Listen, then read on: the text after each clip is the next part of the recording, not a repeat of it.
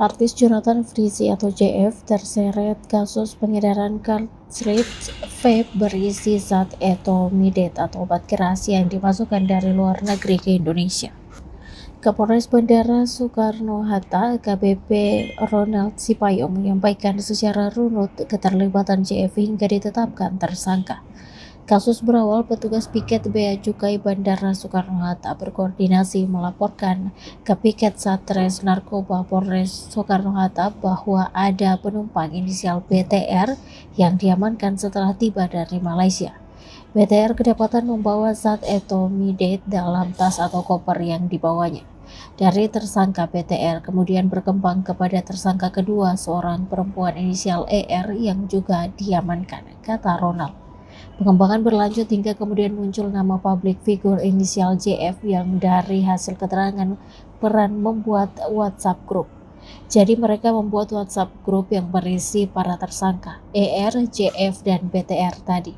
Disitulah mereka membuat grup untuk saling berkomunikasi dan saling mengatur bagaimana supaya barang cartridge atau etomidate ini bisa masuk, tuturnya. JF juga memberikan informasi terkait dengan tempat penginapan atau hotel di Kuala Lumpur, Malaysia. Kemudian dalam proses membawa ke Jakarta, Ronald mengungkap JF berperan melakukan pengawasan dan pengontrolan. Menurutnya, JF pun meyakini tersangka lain barang zat etomidate ini akan diurus hingga bisa dikeluarkan dari bea cukai. Dari pengembangan kedua tersangka, polisi lalu berhasil melakukan penangkapan tersangka ketiga inisial EDS. EDS diketahui keberadaannya di luar negeri, tepatnya di Thailand, bersamaan dengan kasus yang menyeret Jonathan Frizzy. Bea Cukai Bandara Soekarno-Hatta bersama Satres Narkoba Polresta Bandara juga melakukan penyitaan terhadap barang bukti berupa zat etomidate sebanyak 881 buah. Sebanyak 4 perkara yang diterima limpahan dari Bea Cukai pada tanggal 13 Maret 2025.